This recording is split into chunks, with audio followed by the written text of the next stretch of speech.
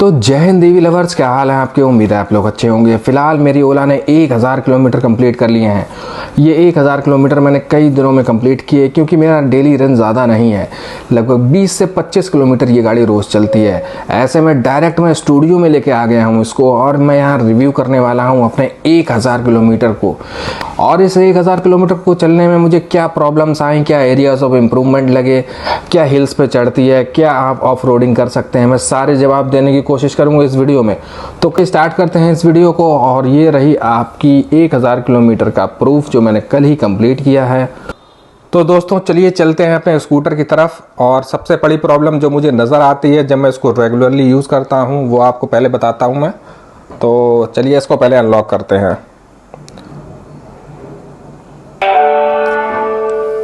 आप देखिए स्कूटर तो अनलॉक हो गया। सबसे बड़ी प्रॉब्लम मुझे क्या आती है ये मैं आपको बताता हूँ। पहले तो आपकी इसकी डिग्गी को खोलिए। तो आप देख सकते हैं कि मैं ज़्यादातर सारा सामान अपना ऐसे डिग्गी में रखता हूँ। हालांकि जब मैं वापस आता हूँ तो मुझे सारी इस ब्लैक क्लैडिंग के ऊपर, सीट के नीचे सब में डस्ट ही डस्ट मिलती है जिसे मुझे रेगुलरली साफ़ करना पड़ता है। तो कहीं ना कहीं इस हिंज में काफ़ी ज़्यादा एयर गैप है जिसके कारण डस्ट अंदर आती है और ये सारी डस्ट आपको यहीं अंदर एक्यूमुलेट मिलेगी और ये सारा एरिया बिल्कुल डस्ट से सन जाता है। तो यहाँ से मुझे काफ़ी ज़्यादा प्रॉब्लम आती है और जिसे मुझे रोज़ ही साफ़ करना पड़ता है। इस वजह से ये मुझे लगता है एरिया ऑफ इम्प्रूवमेंट तो सबसे बड़ा यही है। तो दोस्तों इसका दूसरा सबसे बड़ा कंसर्न मुझे लगता है इसका जो कवर आता है, अगर आप उसको डालेंगे तो अब आप उसको जब निकालेंगे तो ये नंबर प्लेट का जो हिस्सा है ये टेढ़ा हो जाता है। कहीं ऐसे मैं आपसे रिक्वेस्ट करूंगा इसका फ्रंट का जो नंबर प्लेट का होल्डर आता है आप उसे भी अमेजन या किसी लोकल शॉप से परचेज करके वो भी इंस्टॉल करें।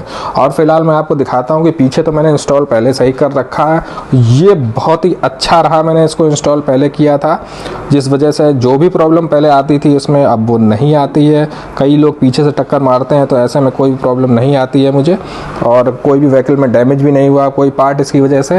हालांकि टक्कर कई लोगों ने मारी है। तो यहाँ पे आप देखिए लगभग मैंने 1023 किलोमीटर इसको चला डाला है और लगभग 20 से 25 किलोमीटर रोज़ चलता है। फिर भी कई बार छुट्टियाँ हो जाती हैं तो मुझे नहीं जाना पड़ता है।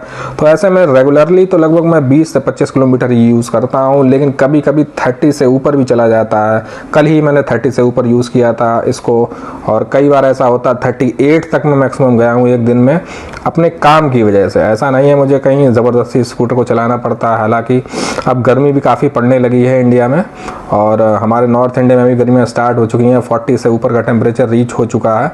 तो ऐसे में कहीं ना कहीं आपके लिए भी कंसर्न होगा कि टेम्परेचर कितना रीच कर जाता है।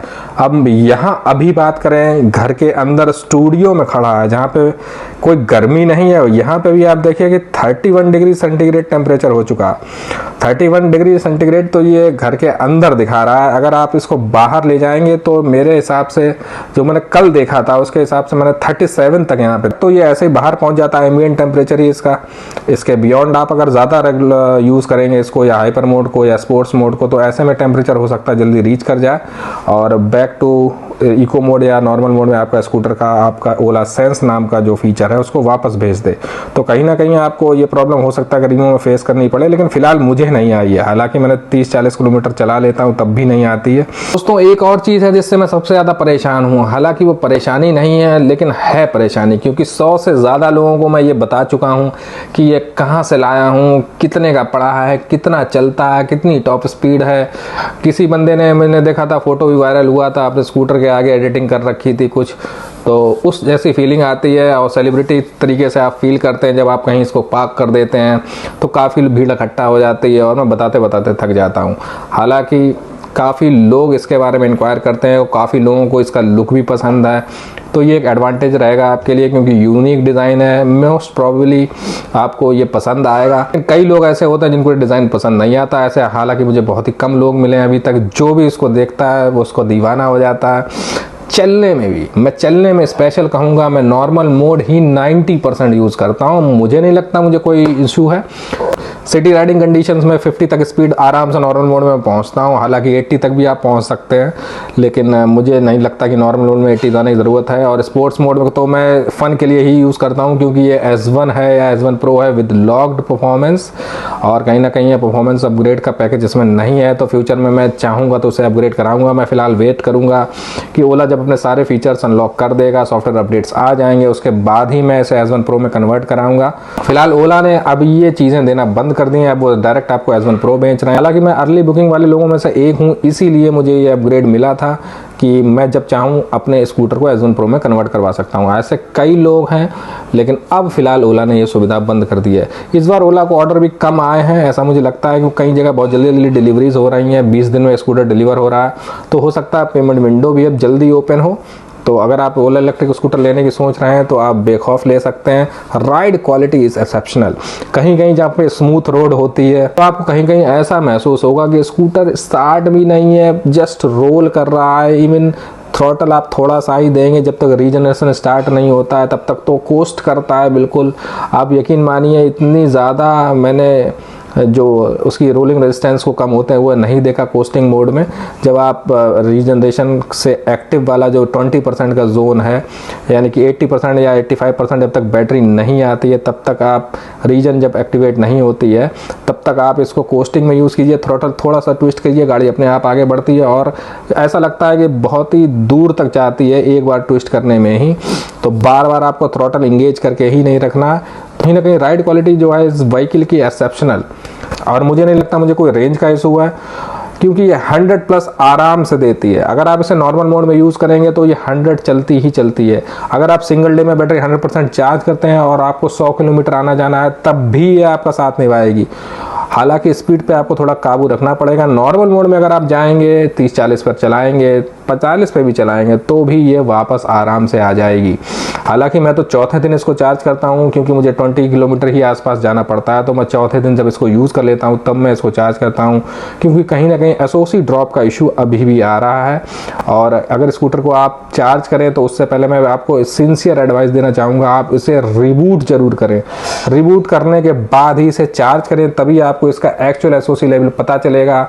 और आप तब तक चार्ज करें जब तक चार्जर में ग्रीन लाइट ना जल जाए। अगर आपका 100% भी लिख के आ जाता है और आप उसको अनप्लग कर देते हैं, तो आपको ऐसा नहीं करना है।